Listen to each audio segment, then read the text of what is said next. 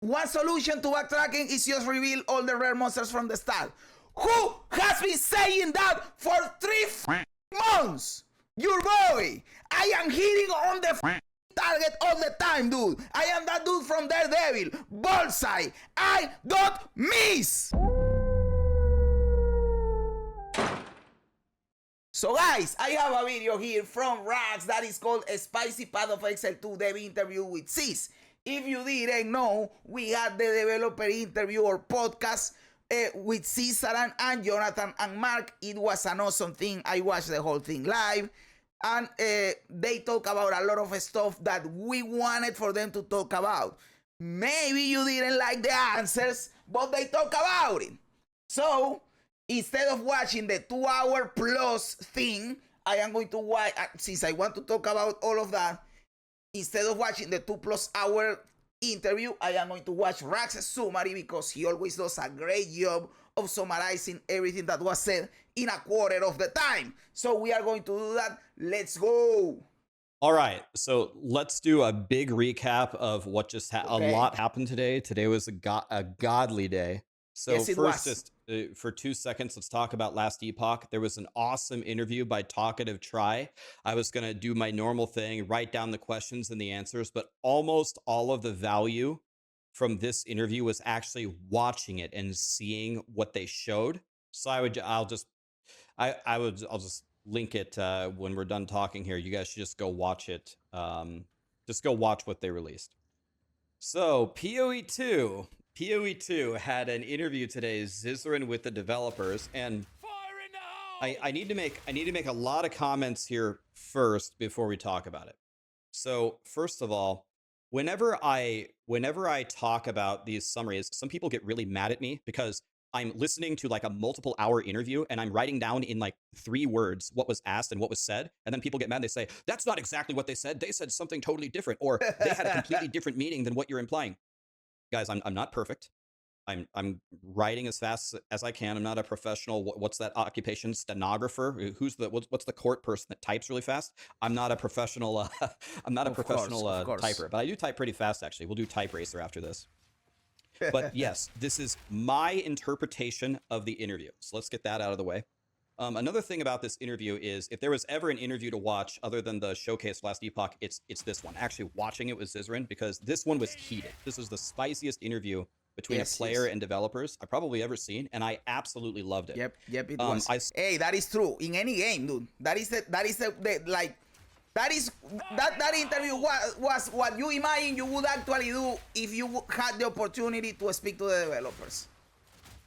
That is why it was so cool, because that is what you imagine what you would say to them if you had the opportunity, but being polite, right? Because I know that some people would want to, hey, you guys saw what you did, you take away this thing from me. No, by being polite, by actually doing the thing, you know. That is the things that you would actually say. That is why it was so awesome, dude. Yes, he was more aggressive than I thought he would be. Yes, he was. Not necessarily aggressive, but he pushed back. He did something that we have wanted people to do, which is you ask the question, they answer, and that's it. That's the answer. No, he pushed back again. No, but what about this? Relating the same thing, and they go, what? Well, but what about this? That is the way to go. Back and forth, a conversation. More than an interview, a conversation. That is why they called it a podcast, because it was not necessarily an interview, which yes, it was, but it was a back and forth, and it was awesome, dude. I'm biased, of course, dude. Is that Alexi Layo on the wall? Cool, of course. It is Alexi Layo, a fucking legend. Children of Bodom is one of my favorite bands ever. Probably top 5, dude. Yes, they went downhill after the Are You Dead Yet album. But they still had some good songs in there. So yes, I love Children of Bodom, my dude. And yes, he died. Dude drank too much, brother. He was like, when you say an alcoholic, that is not enough to describe him. But hey, dude was amazing songwriter, amazing artist, good performer. So what can you do? Maybe that was what granted him his unparalleled power. The inspiration was the alcohol. I don't know, but he was awesome, dude. So yes, let's keep going, dude. Saw a lot of people sharing the opinion, just to speak in plain words, that Jonathan was very, I don't know, rude or contentious or whatever it is. Jonathan even himself apologized at the end of the interview. He said he woke up on the wrong side of the bed this morning. I'm going to be completely honest with you. I loved it. I think that... Brother, Rax, I had the same opinion. That Rax is fucking awesome, dude. I had the same opinion. Like, he was maybe a little bit on edge at the start of the interview. I believe that probably he's a lot of stress these last few days. They have probably been working hard on the game, right? Launching the patch, receiving the feedback, consecutive patches after the patch launch. The feedback has been overly negative. Like, he must be fucking stressed, dude. So he's on this thing. It was really early in the morning for them. Yeah, brother was probably not in the good mood for that environment, right? But still, you could see that one, he loves the game. He's passionate about the game. Two, he has showed this in previous interviews, of course, that he has great insight as a game designer. So, and after that, as a big grown-up man, he said, you know what? At the start, I was cranky, so, hey, excuse me for that. Hey, everything is good, my man. We understand. We all have those moments, right? I was seeing in the chat people being overly negative towards him and saying, Jonathan L, Mark W, or whatever. Nah, I think that both of them did a great job. Mark obviously communicated better. He was not in this mood, right? That is true, but it doesn't mean that we should, I don't know, disregard Jonathan or whatever. The dude is awesome too. Just even if you don't agree with his philosophy for the game, dude, you can't deny the love and the commitment and the work that he's putting into the game. Dude has the, I don't know how you call this shit under your eye, that means that you are not sleeping. He has it over here, and he's getting more white hair because dude is working too much. So, hey, let's chill out, dude. How much time do you think they spend playing their own game? Probably not that much because they are working on the game, right? The chat was so cancer. Yes, it was. This chat has actually mental issues. I was in Rax's stream. Every chat was like that. I had open the Rax stream, the original Cis stream. I had open Queen's stream. I had the One Mana Left stream. I had the Root 2 stream open. Just like I post them all and I only have one actually listening, but I have them open to check on the chats. Everybody was like that, dude. It was not the, like, specifically one community was toxic. No, it was the whole fucking player base. Like, I understand that not everybody's like that, but every chat was like that. So it is like the negative people were more vocal, to say it some way. There were also a lot of positive people trying to show the other side, but they were the minority. The majority was meaning and fucking up, and you know. Jonathan was speaking from a massive level of passion. Exactly. And I bet they've been working tirelessly, and obviously this weekend has gotten a lot of heat. Mark looked like he couldn't have cared less. He was smiling the whole time. He was... Hey, brother, his base, he's also passionate about the game, and you can see it, but he's not worried about it. He knows they can do the shit a good job. He knows that they are going to do what is necessary to make the game good, so he's not worried about it, dude. He's not worried about it. Everything will be fine. That is the attitude you have when you know that everything will be fine. Like the dog in the meme where the house is on fire and he says, this is fine. Exactly like that. You are chilling. You know everything will be fine. It's very calm and collected. If I could potentially try to imagine myself in Jonathan's shoes with all the pressure on him and people unhappy that they put the date by last epoch and people unhappy with the patch, and they're trying to, it's always joked about, they're trying to build their vision. People always like troll with that, but it's actually awesome that they have like this idea of what they want the game to be, although it's not quite there. I love it. How do you guys believe that great things are created? By doing the same bullshit that everybody else did, or inspiring yourself by all the stuff, of course, that has to happen, but trying to come up with something new that nobody has ever seen. How the fuck do you think that new things are conceived?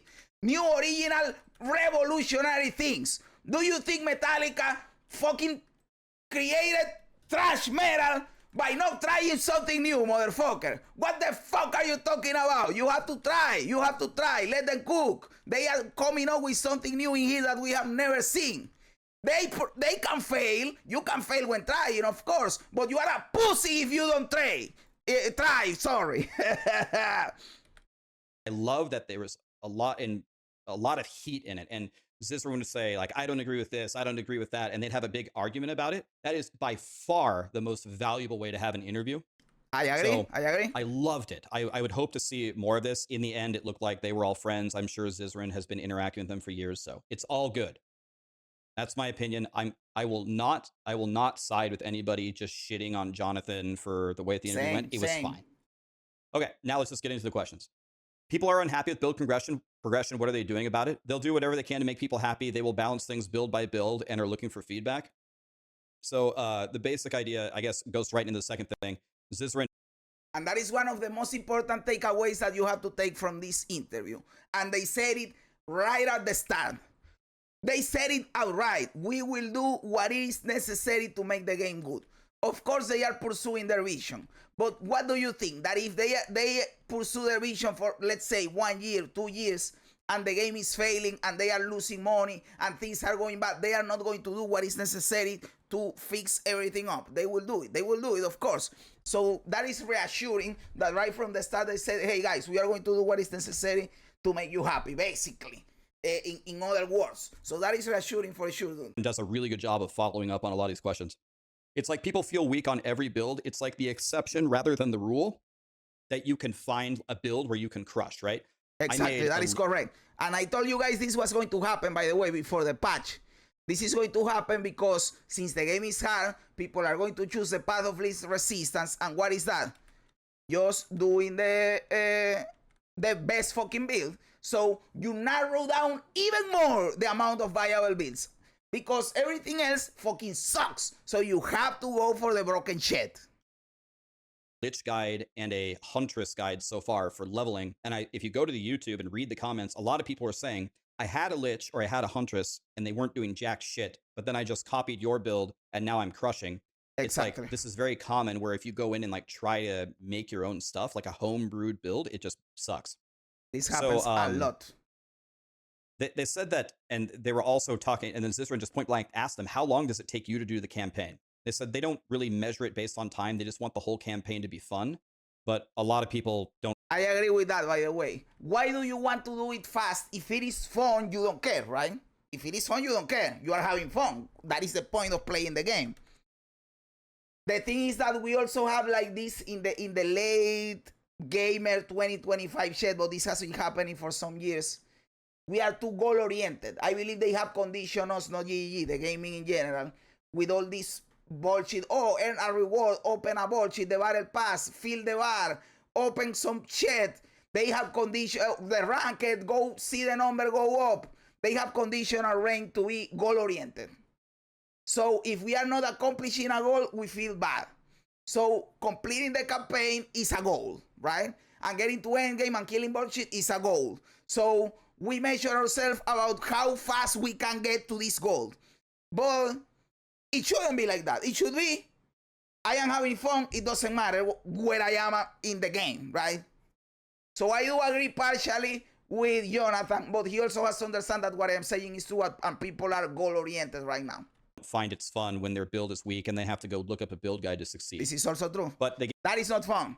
People have fun when they are challenged, but they can overcome the challenge with relative ease or with relative medium ease. But when they feel that the challenge is impossible and is wasting their time and they are not having fun, then it becomes a chore, it becomes a stupid, it becomes a slog.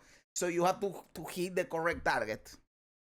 Which, by the way, I have telling you guys that they are going for a small target in between being slower, not too slower, being fast and clear all the game. And I told you that it was a smaller target. Jonathan himself said it with those same words in the interview. He said, the combat we are going for is harder to pull off because we have a smaller target to hit. He said exactly the same shit that I've been saying for a week, dude. So I am not saying he watched my videos because they probably don't know that I am exist. What I'm saying is I was right. That is why I'm saying I feel validated. I was right.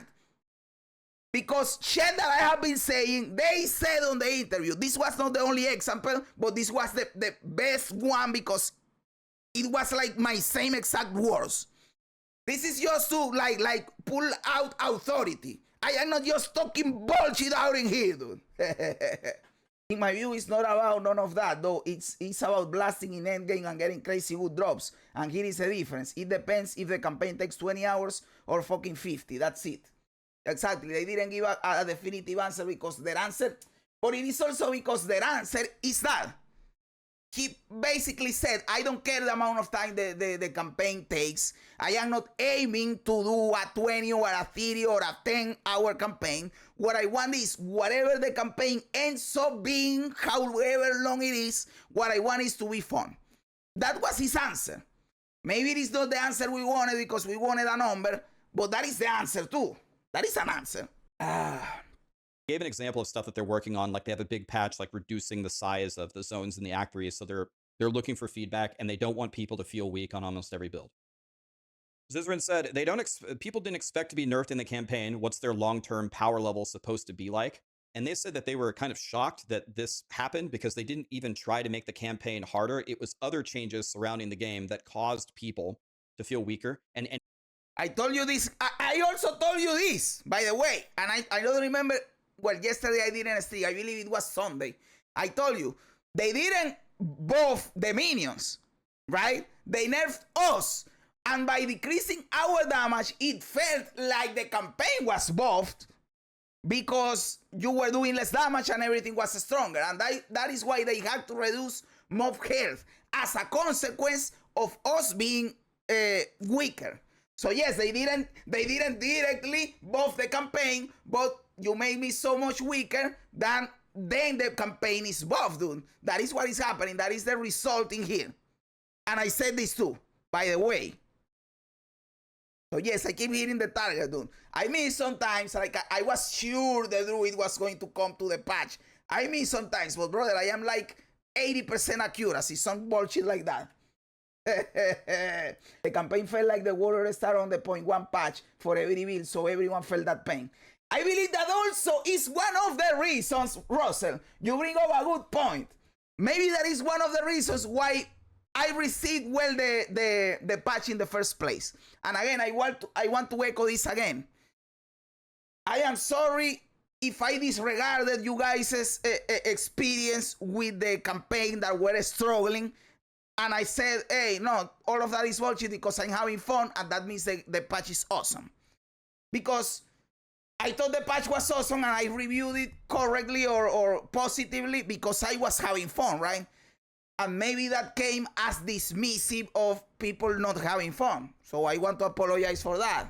I still am positive towards the patch because I am having fun. What can I tell you? I am having fun. I won't say that I am not having fun just to go along with what people are saying. I cannot do that. I have to be honest. But I also shouldn't disregard other people's opinions. But the point that I want to come in here, now that you are saying that you felt the warrior star on the 0.1 patch for every build, so everyone felt that pain, is that my very first character, my very first playthrough through the whole campaign was with the warrior. The very first time I played the game was with the warrior. I fell in love with the game playing the warrior in the campaign, in the launch in 0.1. So when I played 0.2 and I played with the mercenary crossbow, I felt that it was the very same game. I didn't feel the difference in the campaign, dude. So obviously I am going to say, dude, I am having fun. I don't feel a difference. To me, the patch is awesome. Right? Then the people say, no, brother, the patch is not awesome. This sucks and this sucks and this sucks. Well, I have to look into it, right? But for me, I didn't feel the difference, dude. I had fun. What can I tell you, dude? Nah, man, stand on your nuts if we disagree. It is what it is. I know, dude, I know. But I also like to do some self-reflecting. And maybe, again, I was like, oh, I had fun and that means the patch is awesome. Fuck everything else, right? maybe not. Maybe I am having fun, and that makes the patch is not completely fucked up, as some people say. It has its positive, but maybe it also has its negative, so I have to look it from the other side too, right? Me too, I like the Warrior play style. I love the Warrior play style, and I am happy that the Warrior is the top dog right now, because Warrior deserve to be on top. Not the disregarding part, just the you're being honest about your experience. Yes, that is what I try to do. That is what I try to do. Even this part, like some people don't like to admit some, how do you say it? Some weakness, or I don't know, or having to backtrack something, although I am not backtracking anything because I am being honest. I am having fun. I think the patch is good. I am just trying to come to an understanding of why some people are not finding it good or are not finding it fun, right?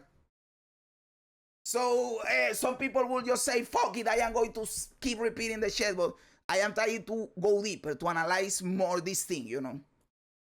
Yo, Sixy, papi, how you doing, brother?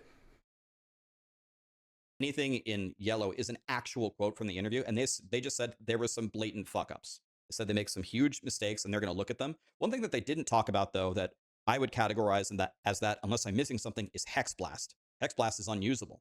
So maybe as far Hex as Blast, I know, it sucks dick. Maybe Hex Blast is going to get some attention. And I will tell you something. I don't want to throw a course and wait for the half duration of the course to go off to throw the fucking Hex Blast and be with a... Did you guys know that there are some builds? Look it up on YouTube. There are some builds. I don't know if people are doing it with Hex Blast, but they did it with some builds in 0.1 where they use a fucking metronome like this shit was fucking music, and they have the metronome tick, tick, tick, tick, because the metronome tells them where to press the key to keep a fucking buff up or whatever, or the speed or what. Hey, dude, that is a fucking job, dude. I am not going to do that shit to play the fucking game. So at the point that you have to wait for half the duration of the course to throw the Hex Blast, you need some timer bullshit to know that now the Hex Blast is going to be fucking useful, right? No, fuck that, fuck that. Bro, I'm having fun. I made a Frost Bleeder Amazon so sick. That sounds like super fucking cool, dude. Ember Fusillade, several ticks, yes. Fuck that shit. And it is the Ember Fusillade as only. That is the build that I remember from patch 0.1. Ember Fusillade with the Warrior, and they had a fucking metronome. No, brother, fuck that. There is no fucking way in hell I play like that. It is a cool build for sure, but I am not going to do that. Lol, I think that's pretty sick. I don't mind pressing more buttons if it's worth it. That's the thing. It was not pressing more buttons. It was pressing the same button, but at the necessary speed that you need to do it to keep the buff up and for the attacks to go at the perfect timing. So it is the same button, but at the rhythm of the fucking metronome. That tick, tick, tick, tick. Fuck that shit. Fuck that shit. Just like in WoW with auto attacks. Something like that. Wait, Hex Blast sucks. I seen builds reduce the amount of course duration and you can Hex Blast every 1.5 seconds. The bit I watch it look decent, to be honest. Yes, you can actually do that. There is reduced skill duration and you can apply the course and everything goes faster. You can go around it, and I think that is why they did it, to force you to go around it, but it is still worth it. It is still worth it, dude. Hex Blast was not even powerful last patch, dude. What the fuck? I played a Chayula Mon Hex Blast and it sucked dick. Maybe because it was a Chayula Mon, but still, dude. This this was talked about for a long time. Monsters are way too fast compared to the player. And yes, this was the start of a big fight. The monsters have to be fast. This was my number one question, by the way, guys. This was my number one question that I wanted them to talk about it. The fucking mobs being too fucking fast.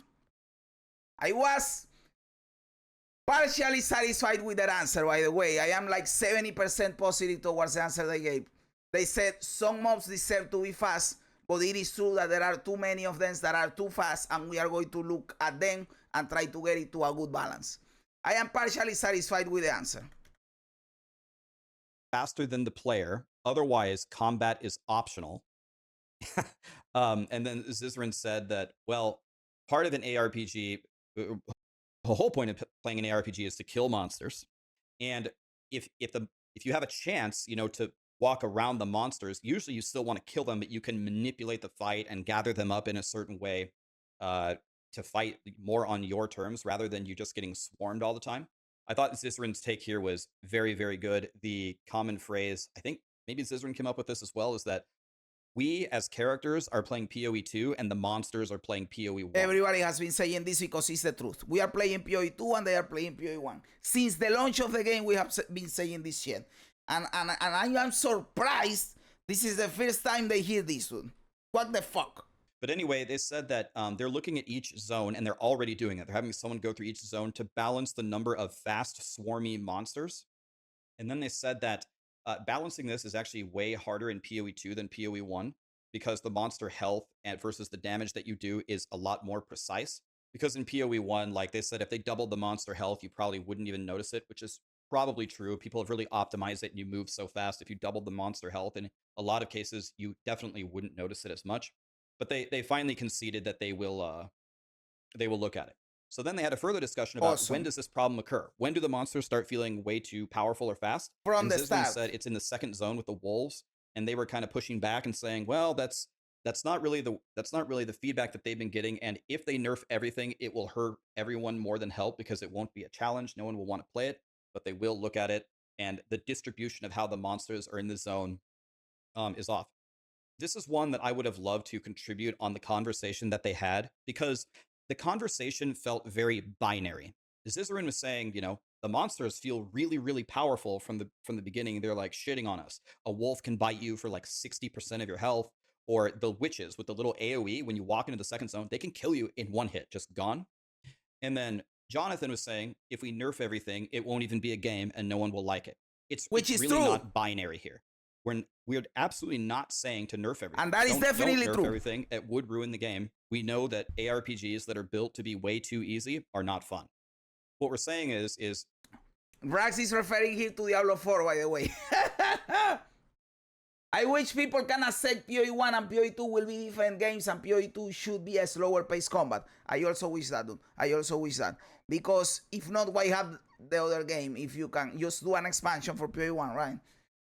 So someone say they shouldn't have made PoE 2 a sequel and made it a diff game, Lord. I'm like, PoE 2 is a diff game, exactly.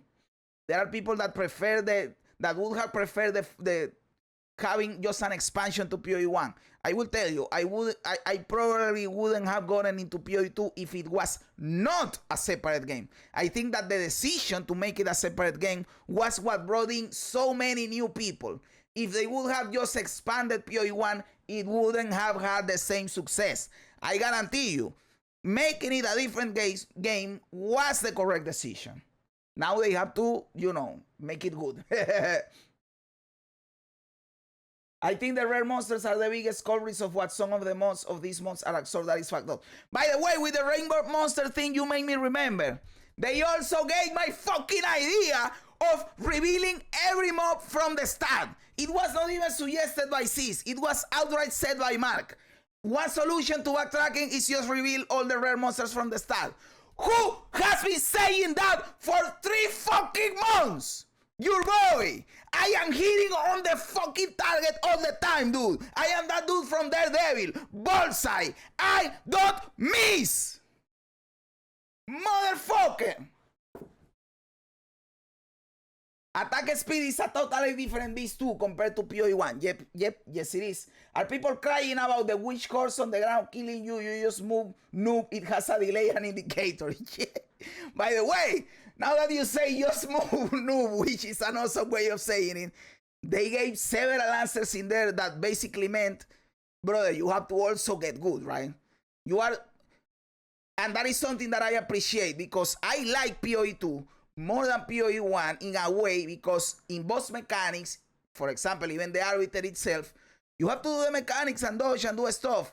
I know that I have not fought the Uber bosses in PoE 1, so maybe my opinion is not on point in this one. But the bosses that you fight in the campaign and in maps are bullshit. Not even close to the quality you have in PoE 2 for bosses, right? So people apparently want to solve the whole game, not in the action, not in the fight, but they want to go into a one fight because your character is geared and you have the correct skill and you won the fight. No. You have more power because of your gear and your skills. But you have to fight, motherfucker. Fight and win the fight. So yes, get good. I like that you have to do the fucking mechanics, dude. And Mark said that. Hey, at some point we have to do the mechanics, dude. Yes, I agree. What is this brainless bullshit that no, I go in and I have to kill the motherfucker because I have the item of the fucking bullshit that cost me 4 fucking mirrors. No, go fuck yourself. If you don't stand in the little ball, you are going to die. Stand in the little ball, you pussy bitch. That is what I think, at least. So you are always right, but very unlucky. Not always right, but I have like a 70% or 80% accuracy. Some shit like that.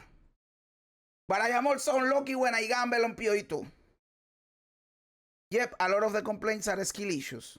There are valid complaints, but a lot of it is because of a skill or lack thereof. Yep. At some point also, if the game is too difficult and people can't get good, and the game is not necessarily difficult, but it is unfair, they have to address that, right?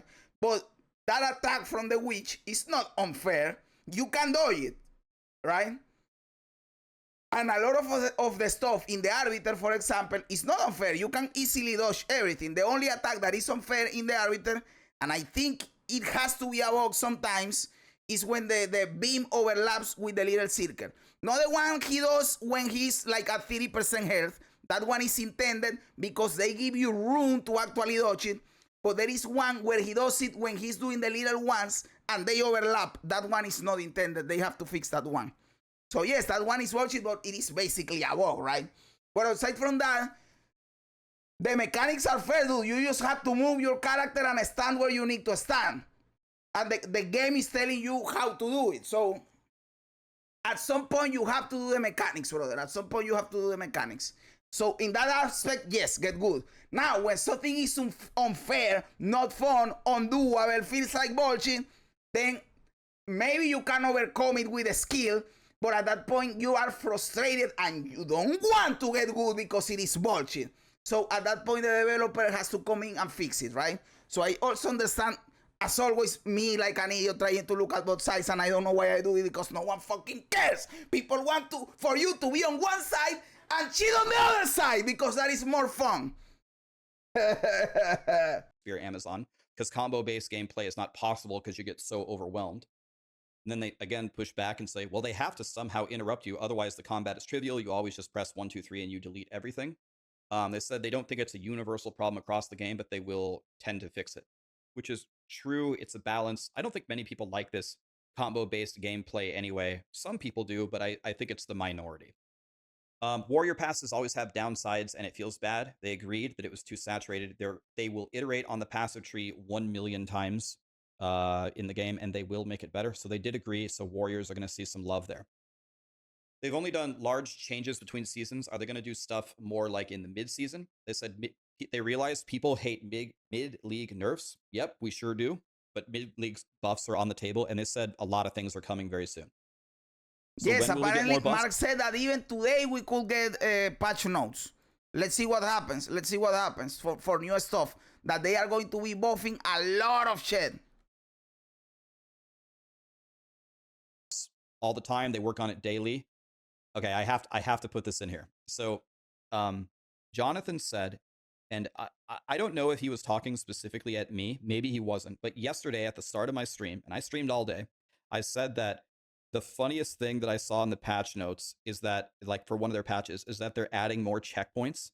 So when we were talking about streaming yesterday, whenever anybody would complain about anything, I would just dismiss it and I would say, all I want are more checkpoints. So I don't know if he was... The checkpoints have been a meme for a while, dude, because it is like sometimes you want a fucking solution and they just say checkpoint. So yes, it has been a meme for a while. I also understand why they do it. Like they want a temporary solution while they come with an actual solution to help the problem now. But people just, you know how people is. People meme on that shit and don't actually think what is actually happening, you know. Still think that joke is really funny. Just and I don't know if it's going away. It might be here to stay for good. But he essentially said, we think that all they do is sit around and solve every problem with more checkpoints. But that's kind of the way it looks like sometimes. So I know that was the part that made me laugh the most. Are they targeting casuals or blasters with PoE 2? They don't target anybody specifically. They just try to make a good game. Zizaran said our twinks can't clear the campaign very fast. Will you improve that? Yes, many more uniques are coming, so we can fly through the campaign on your alts faster. Honestly, this is something that I didn't give a fuck about. Who the fuck cares? I know that people care. I know that people care. I care about it. But like, seriously, is that even in the top 50 fucking problems in the game? No, that I need to twink out my third character so that it levels up faster. Yes, maybe it is cool, but that is not even in the top 50 problems the fucking game has. There are a lot of other stuff that I would prefer to see fixed first than that shit. And you can tweak out your character. I did it in the first season with alts. There is a fucking leveling build with Pillar of the Cage God and a bunch of other uniques that make leveling easier, and you fly through the zones. Even using an amulet that makes your dodge longer, and you zoom through a shit just rolling, dude. The fuck? Can we have movement speed skills, because a shield charge doesn't really help? They don't want to solve it with movement skills, but they are considering options to make us faster. The character, again, same topic. The characters feel very slow in PoE 2 movement speed wise. Can they speed up the characters? They have to do that very carefully, because they said once they do that, they can't go back on it. They'll look into it. On PC, can debuffs be toggleable? Is that a word to the bottom? And they said they already have a UI UX guy doing like a big revamp of a bunch of things. They'll add it to the list. Zizaran was saying we don't have enough sockets in the campaign, and then had a very big discussion about what people do in the campaign and how this might be different. So I was actually on this one, guys. Like, I was partially on Jonathan's side on this one, because that is how I play the game. I pick up every single rare, and I go to the vendor and I disenchant the rare, and I always have Regal Orbs. So I was very surprised when he said that he didn't have Regal Orbs. Like, Regal Orbs are not the problem. The problem are Exalted Orbs, Chaos Orbs, and all the other shit. You have to upgrade the drop rate for fucking Exalted and for fucking Chaos and whatever shit. Maybe even, yes, why not? Upgrade the drop rate for Regals too. But if you are disenchanting your rares, you always have Regal Orbs, basically. So Jonathan was correct on that one. Of course, Zizaran was coming from the point of view of, I am not disenchanting my rares because I am selling them because I need the gold to gamble to get upgrades, because the game doesn't give me upgrades. So basically the solution for that shit in every aspect is just give me more loot. Like, if you really think about it, a lot of the things that they talk about could be solved or addressed by changing loot drops as a tangential issue, right? I barely got any resume in the campaign. Brother, I do get, like, yes, of course, not the same as normals and whites, but I do get enough of them to disenchant them and have Regal Orbs. Of course I do. And yes, I am not gambling too, but that is something that I learned in there, that I should be gambling more. Maybe I am hoarding too much gold and I should be gambling more. Because I like to have my gold reserved too when I need to respect my shit, and not having to respect and not having gold to respect because I wasted my gold like an idiot. But hey, I learned in there that I should be gambling more. But still. Or give more gold for selling items, that way you do not have to disenchant every rare. That is also rare. I'm kind of retarded. Everybody knows that about me. I am. What can I tell you? You can't be here yelling 3 hours a day stupid shit if you are not kind of retarded, right? said they don't really experience this on their playthroughs, but they disenchant everything.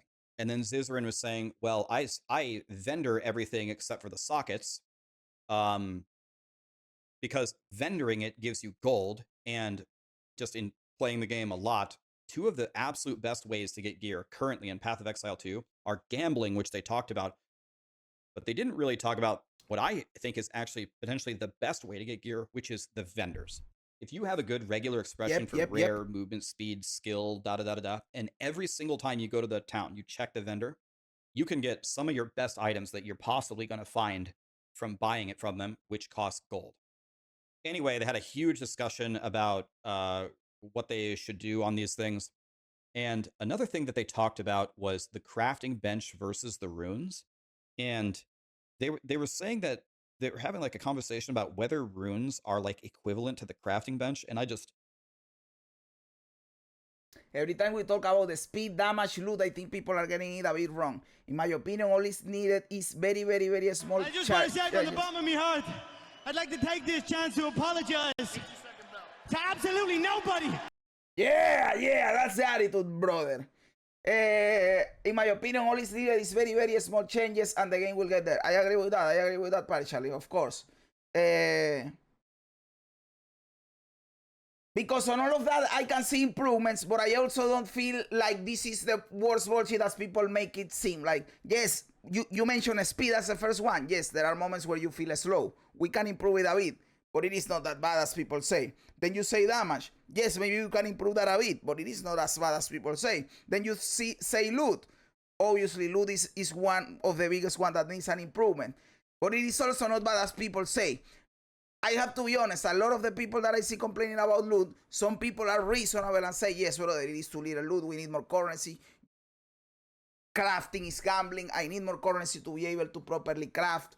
A lot of the power in the game comes from gear, I am not getting enough gear, and that makes the campaign worse. I understand all those arguments, but there are people that they just like items raining from the sky, and that is bullshit. And if you don't believe me, go look at Diablo 4 where items fucking rain from the sky. It sucks dick. And don't tell me, no, that is not the reason why Diablo 4 sucks. It is one of the reasons why Diablo 4 sucks. There are many reasons why Diablo 4 sucks, but they all compound on each other, and that is one of them. I don't want items raining from the sky either. Fuck that. Like, other than the fact that runes are very obvious, front-facing as they call it, I think the crafting bench is just far superior. I think it's easier to use. It has infinite uses. You don't have to have a rune. You just have to have a basic currency, which you always have. And they were talking about like even the power levels of it, which later on they're talking about potentially buffing runes. But I think the crafting bench is just more powerful. So I was kind of surprised that they thought that it was close. It doesn't feel close to me. But anyway, the takeaway that they said is whatever solution they need to do needs to be front-facing for new players, meaning the crafting bench had a huge problem because the crafting bench went in your hideout. And as a new player, if you don't know to go to your hideout, you'd never like remember to use the... Also, they never explain to you how to use it. When I tried PoE 1, I had the crafting bench. I didn't use it because I am an idiot and I don't want to watch a 60-minute video talking to me, saying me how to use a fucking crafting bench. Fuck that. I just trade for the item that I want and that's it. Yes, that makes me weaker. I have to get good. I have to understand the system. It is better if you know the system or whatever. But what I am trying to say is that it has a barrier of entry that makes it so that a lot of people don't want to even learn the shit. So I am not against introducing the crafting bench. Of course, I think I would even like them introducing the crafting bench. What I am saying is introduce it, but make it simpler, better to learn. I don't know, better than in PoE 1, basically. Not necessarily in terms of power, but in terms of using it.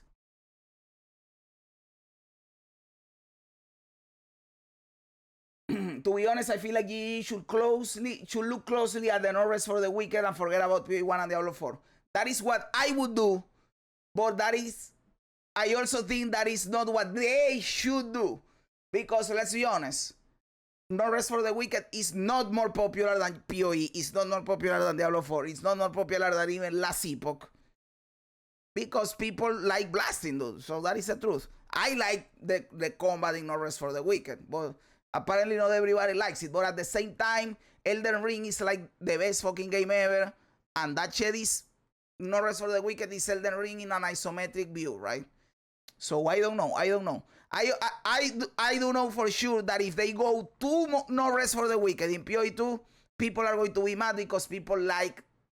That is what I told you in the other video. They already have an ARPG audience that like to blast. When you introduce a different concept to them, they are not going to like it and they are going to voice their opinion. If you go to no rest for the wicked, all those people are going to say that this shit sucks. I will say it is awesome, but they will say it sucks. So I don't think they have to go full no rest for the wicked, but also don't go full PoE 1. And that is why I always tell you, they are creating a new thing, a hit in the middle. They want to go for meaningful combat, but also the ARPG insane progression. It is a hard target to hit, but if you hit it, hey, you went insane. You created a new fucking beast, you know? All speed, all damage for us and for monsters, brother. Yeah, part of the crowd is skill issue, and part of the reason is bad builds, and they are locked in on their gear because of attributes or other requirements. Yep. It is, there is a lot of things that compound on each other. Crafting bench, which is a massive, like, mostly a survivability loss, and in some cases a damage loss in PoE 1. So the solution has to be front facing. Do they think that the skill tree does a good job of solving problems and give players agency, like in control of their like defenses and solving things? Their philosophy is the gear gives you the stats and then the tree multiplies them. So they have to look out if there's more to do there. So I'm sure that they will, because they said they're going to change it 1 million times. In the campaign, they don't get very good gear or crafting mats, and they said they push back a little bit and say, well, maybe you're used to just having all rares by the end of Act 1, but at the end of the day, how many rares you have and the stats you have is a balance of player power and monster power. But they said, like, with the way that we are having low amounts of currencies as we get further in the campaign should not be happening because the number of rares goes up. They said they can pull the logs and they'll see the phenomenon that's happening. Same thing here. They said more conversations about the rare currencies being very low. They said you have to be disenchanting to get regals, and alchemies are just rare in the campaign. Crowd control against us is very rough given the amount of charm slots that we get. Essentially they said that we're going to get more charm slots, and maybe they might add implicit more charm slots to belts. They said the ale. This is one of the other things that I have been telling you guys, haven't I? I like this charm system, and that is why I want to see it improve. A lot of people don't like the charm system because they are looking it at for what it is today, and for what it is today, yes, it sucks dick. But I am looking at it as what it can be, and I think it can be fucking awesome. So one of the reasons it sucks is because there are not enough cool charms that you want to use, and the other big one, and the biggest one in my opinion, is that you don't get charm slots. It sucks. You don't get charm slots. So they basically said, we are going to get you charm slots, and the target for charm slots will be so that people average has from 2 to 4 charm slots. That it will be normal for people to have 3 and 4 charm slots. So let's see what happens.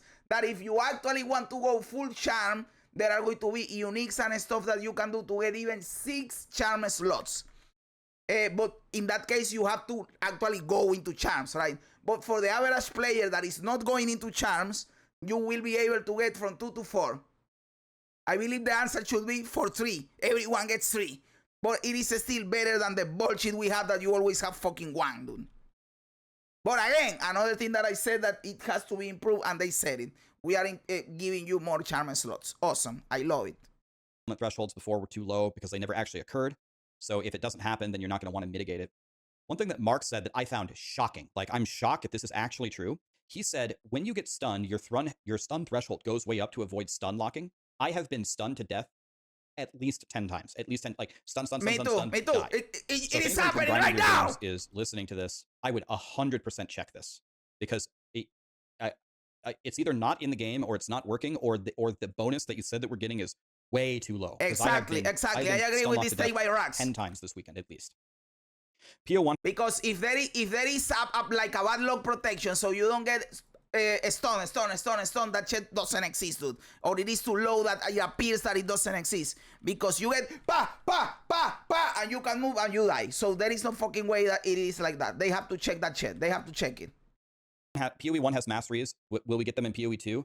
They don't like the masteries because they dilute notables and where you are on the tree. So this second part I can kind of see. So when you pick like a cluster, you can pick like a master.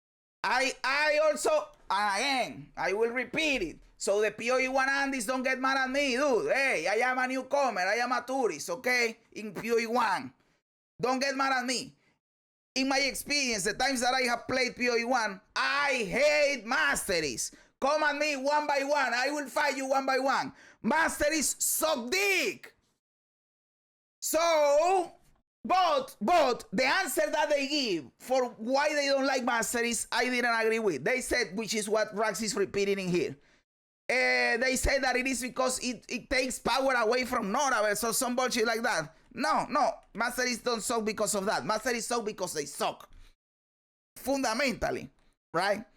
I did very much prefer the other answer, which was the skill tree was already complicated and we are introducing a new layer of complication with the masteries. I very much prefer that answer.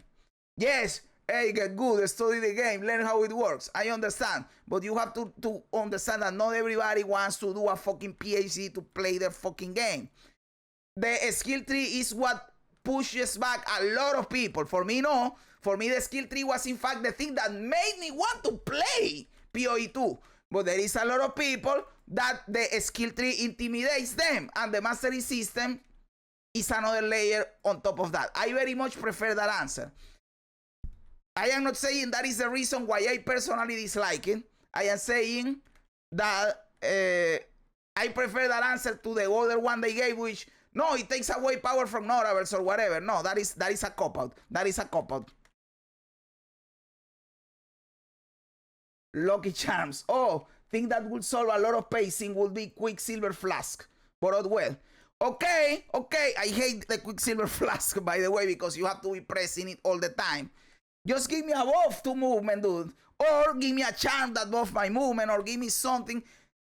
Give the fucking character 10% extra movement speed as a base in the start of the game. Or, you know this bullshit that you kill a boss, and when you kill it, it gives you 10% fire resistance. Make a boss that gives you 10% movement speed. Some shit like that. I don't want to be using Quicksilver Flask every 3-4 fucking seconds. It is annoying. But since people want the speed that Quicksilver Charms, Quicksilver Flask provides, give us that speed in some way different, because it is annoying pressing the button, but the speed is nice. Come up with something new that is cool, right? They can do it in several ways, but they don't want us to go at the speed of Quicksilver Flask, right? That is apparently what is happening. And sometimes those masteries have different points on the tree. But I also think that the point of game design is to make an interesting problem to solve. So the mastery allows you to get more agency that Zizaran was talking about in a previous question. And I think it's a cool thing to solve where you are in the tree rather than trivializing it. I don't understand why masteries dilute notables. They said that the mastery it almost inherently dilutes notables, and Zizaran said, I don't understand why those are correlated. Why can't the notables be great and the masteries? I completely agree with Zizaran, and I think the mastery is exactly as Zizaran said. If nothing else, they're fun. I think people, I was surprised, like, they were really unsure about masteries, and they said like they weren't really like super happy with it when they implemented in PoE 1. I think masteries are awesome. I've never heard anybody complain about masteries. So I would love for them to have a little team meeting here, and I would love to see masteries in PoE 2. Boots should always have movement speed in them, always. Yes, I agree with that. But they said that they don't want to do that, which is fucking stupid. Boots that don't have movement speed might as well don't exist because people don't use them. Do like before, some boots with the speed, some with more dodges or something like that. That is also a good idea, Dre. They should give players 5% move speed and remove 5% on the top end boots. They can do that, but it is not necessary. You can give me the 5% speed and keep the speed on boots, and it will be fine still. And even remove the penalty from using a body armor. Did you know that using a body armor has a penalty of movement speed? Remove that shit. Who asked for this mechanic?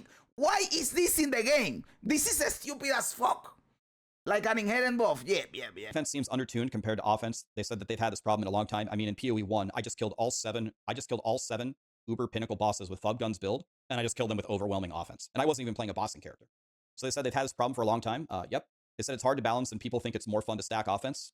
I agree with that. So they just said it's not easy to solve.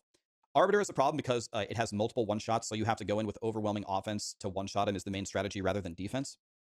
Now here is maybe the longest discussion of the entire interview that they talked about, where the line between being tanky and immortal is tough to design. That's fine. But they said that essentially, if you were to be able to survive most of the Pinnacle boss's hits, then they would have to do 2 or 3 hits in a row to kill you. And if they put the attacks back to back to back, then that doesn't give you a chance to recover. But as was also pointed out in the interview, there is no point of recovery right now because you just die. There's no recovering from a death. But then they said that's asking for MMO attrition-based gameplay, and they have to redesign the entire game, which would not be in PoE style. But this is in PoE. Like when you're going through the campaign, for example, the example that was brought up when you're fighting Viper. She's a tough fight, a lot of mechanics, a lot of things that you have to dodge. And if you eventually run out of life flask charges, you're dead and she'll kill you. So the life flasks do give you attrition. So anyway, it was a huge conversation. They did agree that investing in defense has to be more advantageous. They just have to be very careful with things Fix like armor, motherfucker. Are they happy with armor breaking against players? No, they're going to fix it. Are they going to buff armor in the short term until they fix it? They have to understand why armor is bad first. I would say this was probably the most shocking answer that they had on nearly every topic. It is true. What Rax is saying here is true. How the fuck you do not know why armor sucks? What the fuck is that, dude? And there is probably one quick fix that you can do. It doesn't matter if you make it too powerful or you miss the mark, but try to do something while you come with the actual solution. You know the checkpoint bullshit that you are doing with maps? Meanwhile, you come with the actual solution. Do something like that for armor, dude. Yes, it won't be the final solution, but don't leave it as it is, because as it is like if armor didn't exist. And it is bullshit. Every reasonable topic anyway. They said that they have had a lot of discussions about like how the mechanics work and what they want to do and different ideas. This is something that has been talked about, I think even back to PoE 1, about the armor formula just really doesn't make any sense. Kripparrian made those 2 very popular YouTube videos, maybe even made 3 of them, about how armor doesn't work. Certainly in their player data, armor has got to be the least chosen or least stacked defense. Of course. I think maybe I'm taking their words too literally when they essentially said they have to understand why armor is bad, but pretty much every theory crafter is saying that armor is very bad, and there is some. My PC is lagging. Give me a second. Armor is bad because of the big hit bullshit that they haven't figured it out. Like, because they are making armor to not be flat resistance, because it is unfair if you go that way, because then people are too powerful and they have to make a difference between the big hit and the small hit. That is why armor sucks. Figure it out. Even if you have to make it flat for a month while you come up with the actual solution, then make it flat and put a lower cap on it. Like instead of being, I don't know, 70% or 20k armor, make it flat but give me a 50%. I don't know, but do something, brother. Do something. Armor sucks thick. Something wrong with the formula. So I really hope that this is a priority, because there's like 3 defenses, right? There's evasion, there's evasion, armor, and energy shield. So it's like, this is one of the 3 things. So I think this should be like a huge priority. And parry, all right. Zizaran's yes. Smith of Katana. Exactly. Armor is a better priority than doing fucking parry. Nobody wants to parry. A lot of people want to stack armor. Fix armor. I am going to make a t-shirt that says fix armor. 90% all res and full defense still doesn't feel tanky. They said they'd literally import his character and test it out. Most characters don't have anywhere near that level of defense. Can we have a way to get chaos res early? This was actually an enlightening answer. They said that there's almost no chaos damage in the campaign. They said unless something poisons you and applies a poison debuff, or it's purple, it is not chaos damage. So they're saying, like, for example, most of the Viper's attacks are physical, even though they're green. I don't know if this is true. Like, I guess we have to believe them until we test it, but some testing needs to be done. But they said that there really isn't very much chaos damage. So we need to verify this. Can we stop getting pushed around by monsters? They'll look at it on a monster attack basis, like the roly-poly guys that take you on a ride. They are going to fix them. Most people gamble a lot. Can they lower the respec cost or the cost of gambling? And what about ascendancy respecs? They find respecking to be cheap, but they have models of how people spend gold, and they might need to relook at it. Whether they allow ascendancy respecs is going to depend on the severity of the changes that they do. And about allowing it permanently, they're on the fence about implementing it, but they need the right articulation to make that choice, because they can't go back on it. So I think... Exactly, that is true. If you put respects in the game, you can't take it out later. So they have to be really sure that they want to put it in the game. This is one of the things where I am indifferent about. If they decide to not put it in the game, I am fine. If they decide to put it in the game, I am also fine. I don't have an opinion on respecting. I have to be honest. I like the fantasy of I am this ascendancy. I like it, dude. I like it.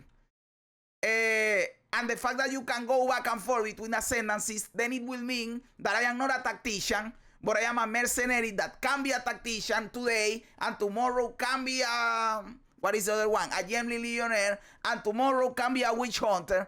Then I am not a fucking witch hunter. I am a mercenary that can change jobs, right? So I understand that gameplay is more important than fantasy, but that is why I'm giving my answer. If they decide that gameplay is more important and respecting is better for the game, I am also cool with that. But I am like going a little bit, not that much, a little bit towards the not respecting shit because of the fantasy stuff. That to me doesn't make sense that you change ascendancies just like that, because I am a fucking Warbringer, I am a Tyrant. What is this that I am going to change? Doesn't make sense. But at the same time, if it is necessary for gameplay reasons and people want it and like it, this doesn't really break the game. Who cares? Put it into the game. I am fine with that too. Does armor now mitigate spell physical damage as well? Yes, it does. Yes, it does. My blood mage is life, mana, armor tag. Can't wait for armor fix. I post up videos. Oh, brother, share them in the Discord when you post them. And yes, I can't wait for armor fix.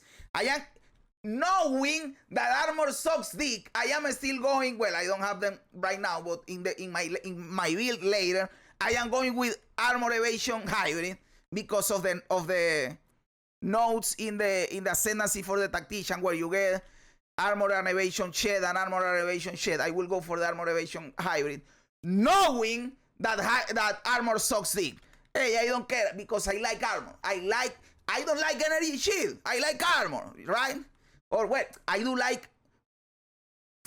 Check this out. I like pure armor. I like armor with energy shield, and I like armor with evasion. I don't like pure evasion energy shield, and pure energy shield. Just like that. And that is not because that sucks or whatever, just personal preferences, because I like the physical element of fighting, you know. I don't know how else to tell it, you know. Maybe you can only chase a certain amount of times. Yes, they can come around with workarounds for that, right? What is this bullshit? What's next? If I want to be a warrior now instead of a witch, just lock in the class. You choose a tiny bit of research before you pick. Exactly. Do your shit before you commit, but when you do it, you are committed. I am fine with that decision. Hell, I was fine with WoW doing that. If I could be like a survival hunter and you couldn't swap it back, I would be fine with that shit. Imagine that. But also, I am fine with how it works. I am fine either way. I think, like, we could sit here and give a monologue, like our elevator speech about why they should allow ascendancy respecs. But instead of doing that, the way that I would articulate it to them is read the comments of like a build guide on YouTube. So for example, I made an Amazon leveling guide for how people can get through the game on the campaign, because it's tough right now. One of the #1 questions that I see is, Rax, I'm in a bit of trouble here. I picked Ritualist. Can I still do your build on Ritualist? Get that question all the time.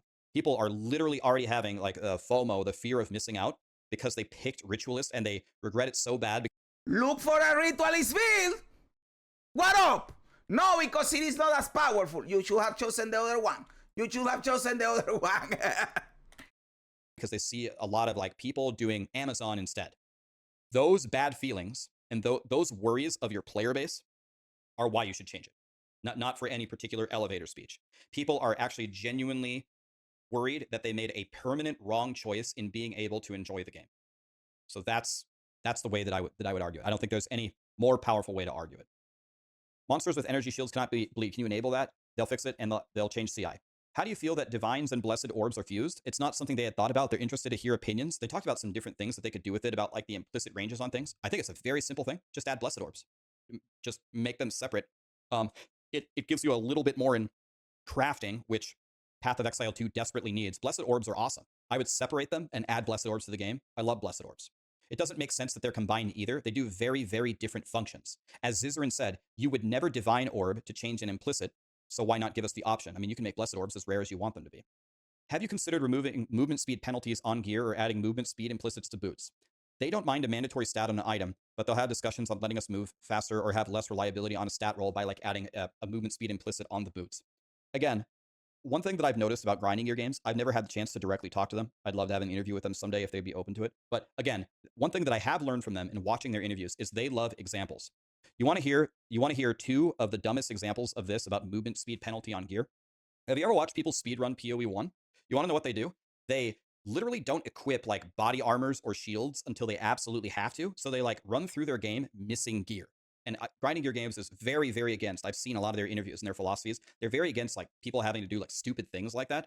People, when they get to town in Act 3, literally when they run from entering Act 3 town to the door, open their inventory and hold their body armor in the middle of the screen while they move to the door before re-equipping it just to save 2 seconds.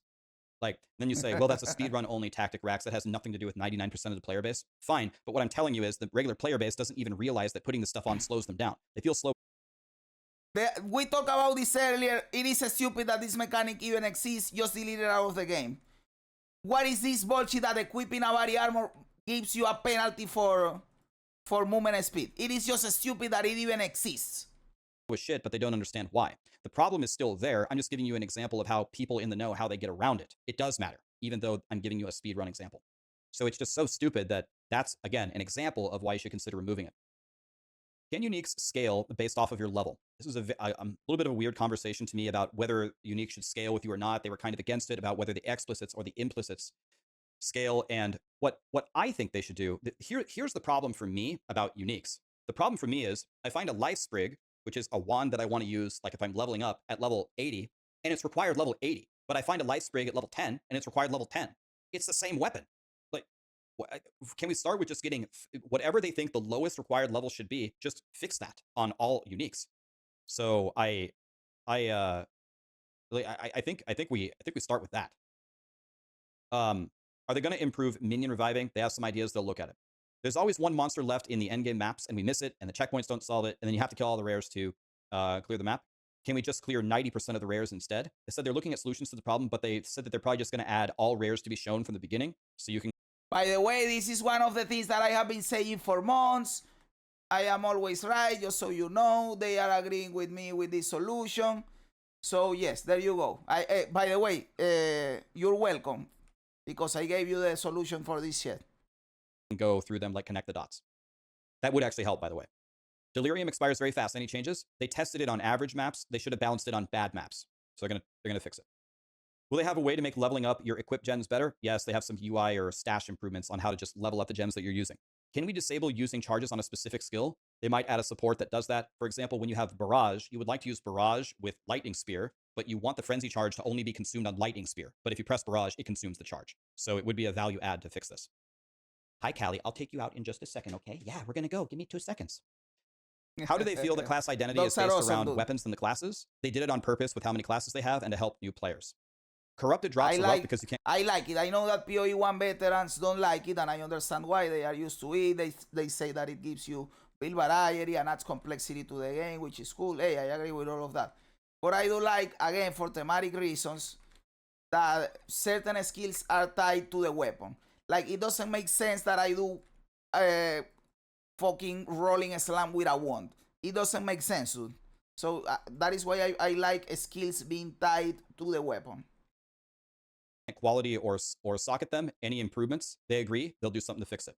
Can runes go into the currency tab? They said a bunch of affinities are coming within this week. The specific tabs take longer to make. So until then, you can just set your own affinity on a premium quad tab. How do they feel about the recombinator use thus far? They haven't looked at the data yet, and they're eagerly awaiting feedback on how people feel about the new endgame progression. So far, I think it's significantly better than last patch. Is it perfect? No. Is it better? Yes. Yes, nice. Callie. Give me a second, Callie. I am almost there. Yeah. Any changes to Lightning Spear coming? Lightning Spear Amazon is the most popular build. It's too strong, but not sure if they can nerf it based on a community reaction. Don't you dare nerf it. Until next, you can kill it next league, please, for the love of God. Estimation for PoE 1 league, end of May. WASD and PoE 1, they would implement it tomorrow if they could.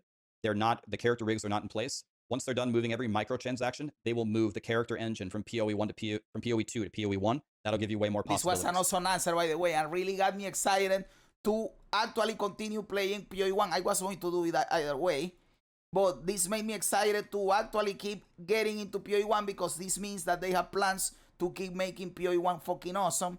So yeah.